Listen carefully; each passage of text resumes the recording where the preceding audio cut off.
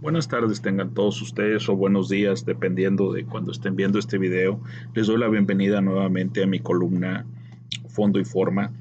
Sé que por un tiempo me retiré por cuestión de mi trabajo, pero ahora quiero retomar esto porque estamos viviendo un momento histórico muy importante y quiero darles mi opinión con respecto a este momento que estamos viviendo con estos conflictos armados. Miren, desde hace mucho tiempo que escribo en columnas, pueden checarlo, hay columnas como el sistema neoliberal o el neocomunismo, las cuales publiqué en varios periódicos en México.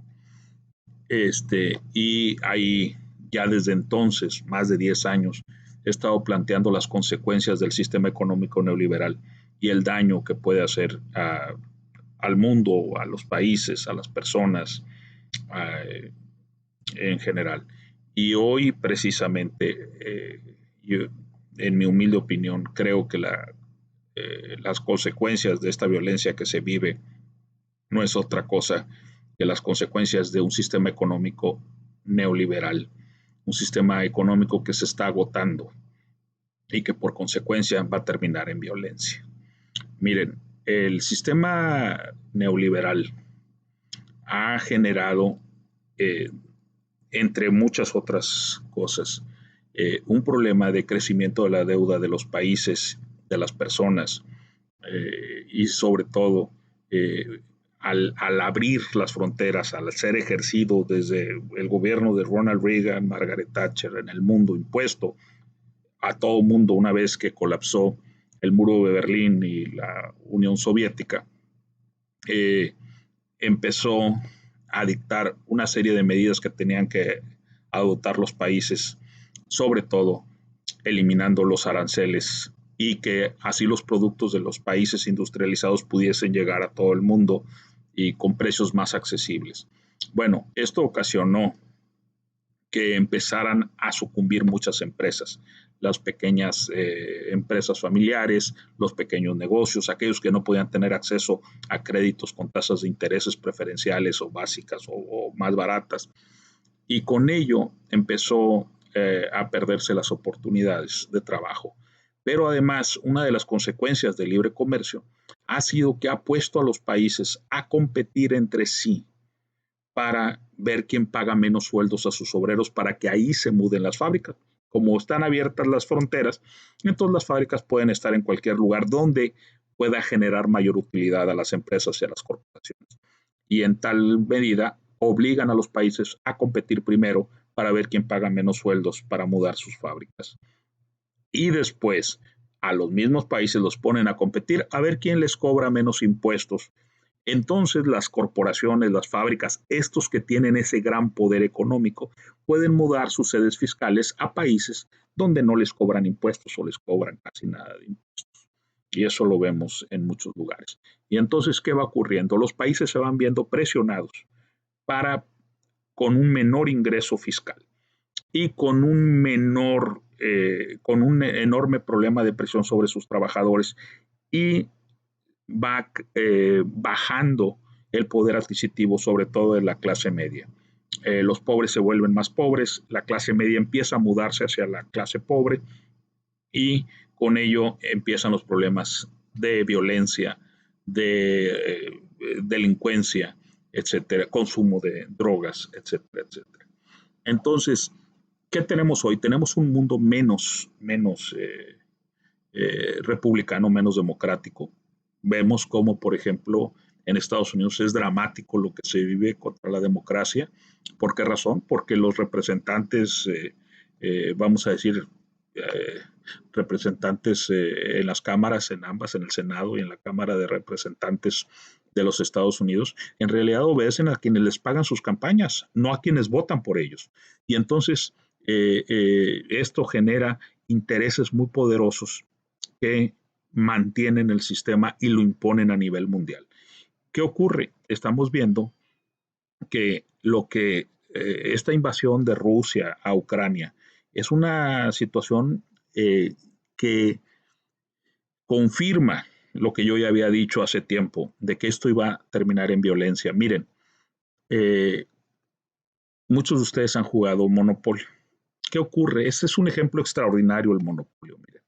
Cuando ustedes juegan monopolio entran 4 o 5 personas y empieza el juego y de pronto al final del día, al final del juego, una persona se queda con todas las propiedades y se queda con todo el dinero. Y se acabó el juego. Si quieres seguir jugando, tienes que volver a repartir. ¿Sí? Bueno, la forma en que el mundo reparte cuando hay demasiada acumulación de dinero, sí, es la guerra. Ya pasó con el liberalismo económico de finales del siglo XIX, principios del siglo XX, que provocó la Revolución Mexicana, la Revolución Rusa, la Primera Guerra Mundial y luego la Segunda Guerra Mundial, cuando los tratados de Versalles presionaron a Alemania, que básicamente la estaban condenando a una sumisión. Bueno, lo que hoy estamos viendo en Rusia con Ucrania, en Azerbaiyán con Albania, en Turquía contra Grecia, es ese reparto de nuevo juego. ¿Sí? En este factor China es muy importante y vemos lo de China con Taiwán. ¿Sí? ¿Por qué? Porque ellos desde hace tiempo vienen planteando esto, incluso fundaron una sociedad para generar fondos para los países emergentes que se llama BRICS, que es Brasil, integrada por Brasil, Rusia, India, China y Sudáfrica. Y ahora están planteando sumarse a Argentina, Irán, Arabia Saudita y Turquía. ¿Sí? Entonces, ¿qué estamos viendo? Estamos viendo un nuevo juego, un nuevo orden mundial. ¿Sí? Ya lo había dicho en su libro Nuevo Orden Mundial precisamente Henry Kissinger. El poder hegemónico de los Estados Unidos a nivel mundial iba a generar por consecuencia una oposición de otros países para buscar un equilibrio de poder económico y político. A eso yo le llamo antiperástesis política. Ese es el término que yo he usado para este tipo de eventos que pueden ocurrir a manera global o de manera particular. En los poderes siempre ocurre ese tipo de tendencias hacia el equilibrio de poderes. Entonces, ¿qué estamos viendo? Estamos viendo las consecuencias de un sistema económico que está agotado, ¿sí? Y que como muestra de que está agotado, les voy a dar una cifra muy importante. Miren, para que la economía mundial esté sana, ¿sí? Se calcula, la gente que le sabe a esto, yo no soy experto, pero los que le saben, están calculando que para que la economía sea mundial, la inversión de dinero mundial, la tasa negativa, debería estar por el orden de los 6.5 trillones de dólares. Y la tasa negativa de inversión actualmente está casi llegando a los 16 trillones de dólares. ¿Por qué ocurre esto? Cuando el dinero queda en muy pocas manos, no alcanza la diversificación de reinversiones a colocar ese dinero en posiciones estratégicas o de desarrollo, entonces van a tasa negativa. Y entonces esto quiere decir que ya los tenedores del dinero tienen tanto dinero que lo están mandando a tasa negativa porque no les alcanza el tiempo, la estrategia para poderlo colocar. Entonces es dinero que no está generando fábricas, no está generando empleos, está ahí detenido, sin hacer nada, porque está en muy pocas manos, ¿no? Entonces, esa es una situación muy grave. Y otra, que es una prueba de esto, y algunos me van a criticar por citar a Karl Marx, pero Karl Marx, viendo, lo señaló en el siglo XIX, uno de los síntomas que mejor retratan cuando hay un problema económico es la migración extraordinaria. O sea, la gente se mueve y migra todo el tiempo, pero cuando esas migraciones son extraordinarias, o sea, por encima de lo normal, entonces quiere decir que tienes un problema económico. En el siglo XIX él lo detectó en una migración del campo hacia las ciudades y decía, esa migración genera cinturones de miseria, cinturones de pobreza, que no son otra cosa más que ejércitos de mano de obra barata a la que puede tener acceso los tenedores del dinero para seguir para sus fábricas y sus negocios. Y bueno, hoy estamos viendo esas migraciones extraordinarias de África a Europa, de Medio Oriente a Europa o de América Latina a los Estados Unidos. Y miren, aquí lo quiero dejar muy claro porque mucha gente dice, no, es que migran de Venezuela y de países socialistas, de Cuba. No, la migración no se da de países socialistas a capitalistas. La migración se da de países pobres a países ricos. Una muestra es Haití, Haití es capitalista. La mayoría de los países africanos y de Medio Oriente son capitalistas y están migrando incluso a algunos países socialdemócratas como Alemania, Dinamarca, Noruega, Suecia, Holanda. Entonces, la migración es de países pobres a países ricos. Ahora, ¿qué ocurre con Estados Unidos? Porque fíjense una cosa, estamos viendo cómo, por ejemplo, en base a este empobrecimiento, Italia, ¿sí? Tiene una deuda del 128% de su PIB. Por eso ya Italia está valorando salirse de la Unión Europea. Gran Bretaña tiene un problema gravísimo de deuda, un problema que no les alcanza su generación económica para solventar las necesidades, o sea, su déficit fiscal, aunque está controlado en base a no gastar, y al no gastar no hay inversión y empiezan a suceder una serie de inconvenientes para su propia población, ¿sí? Entonces, ahí está muy claro lo que les estoy diciendo sobre el empobrecimiento o el excesivo endeudamiento de los países para poder mantener sus servicios básicos de desarrollo.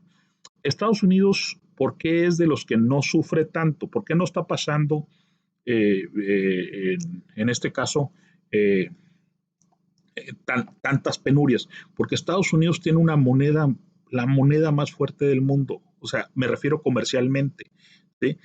Es como si tú, eh, pues, empiezas, giras cheques y todo el mundo te paga tus cheques, aunque no tengan fondos. Bueno, eso pasa con el dólar. Entonces, Estados Unidos basa su moneda, que es una moneda fiduciaria, igual que el euro, o sea, no está basada en metales, sino está en la fe del gobierno de los Estados Unidos, porque es la que se utiliza para comerciar a nivel mundial. Por eso, este frente que están haciendo ahora Rusia, China, India, se acaba de sumar a Arabia Saudita, ¿sí? De vender el petróleo ya no en dólares, sino en las monedas locales. Esto es una estrategia para debilitar a los Estados Unidos, ¿sí? Y bajarle su poder a nivel mundial.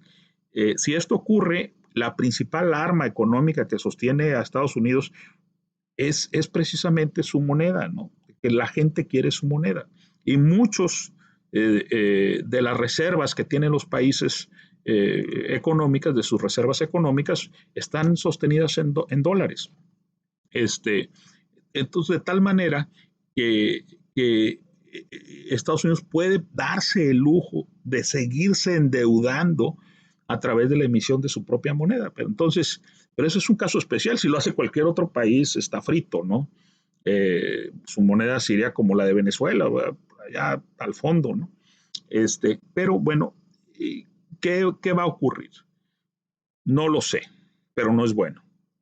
O sea, lo que va a ocurrir es que la violencia va a seguir, los países van a seguir teniendo esta situación económica, y lo dijo Pepe Mujica, expresidente uruguayo, a quien admiro muchísimo. Dijo, cuando era presidente de Uruguay, dijo, a los países nos han puesto a competir entre nosotros, a ver quién paga menos sueldos, quién le quita derechos a sus trabajadores y quién les cobra menos impuestos. Gran Bretaña anunció un paquete de medidas económicas la semana pasada donde decía eso, vamos a bajar los impuestos a las corporaciones. Bueno, pues sí, pero esto es como una cobija que destapas. Vas a bajar los impuestos, vas a tener menor ingreso. Ya lo intentó Reagan y bueno, eso le valió que no se pudiera reelegir George Bush el padre, precisamente.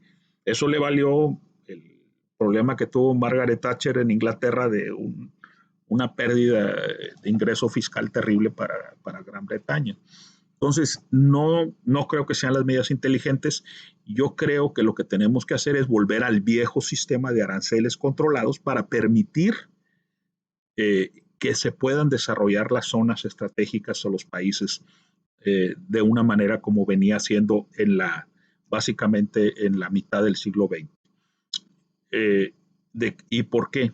Porque si nosotros, o sea, y además me voy a ganar muchas críticas, o sea, yo sí estoy a favor del proteccionismo del productor, ¿sí? Y si alguno de ustedes dice que, bueno, el presidente López Obrador tiene este discurso antineoliberal, pues yo les puedo decir que nada más es el discurso. Miren, acaba acaba de anunciar que va a importar carne de Argentina. Esa es una medida neoliberal. Jamás puso aranceles a los productos de ropa o de calzado que viene de Oriente, principalmente de China y la India, y que está aniquilando a miles de familias mexicanas que vivían de eso y que se los está acabando. Entonces, es un discurso antineoliberal, pero nada más se queda en discurso. En realidad no ha aterrizado absolutamente nada en la realidad. Entonces, yo sí creo que el sistema neoliberal está agotado. Ahora, como se los decía en otras ocasiones, ¿no? Pudiera ser que este sistema neoliberal, ustedes me digan que soy antineoliberal. Bueno, no soy el único. Lean a Galtung, el sociólogo noruego, donde determina y caracteriza muy bien, divide la violencia en tres tipos de violencia. La violencia directa, que es la del robo, el asalto, la violación, etcétera, etcétera. La agresión física. La violencia estructural, que son las que ejercen los gobiernos, segregando, por ejemplo, como el de Myanmar, donde los budistas están contra los musulmanes, o el de Sri Lanka, o etcétera, etcétera, ¿no? Y luego está la violencia moral, ¿verdad? Que justifica la violencia, las otras dos violencias las hace justificables.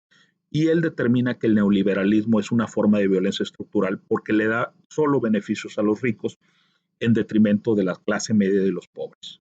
Y pueden leer también al sociólogo coreano que está vecindado en Alemania, Chul Han, tiene varios libros muy interesantes, y ahí les va a decir las consecuencias, estos dos sociólogos, las consecuencias que las medidas económicas neoliberales han tenido en las sociedades del mundo.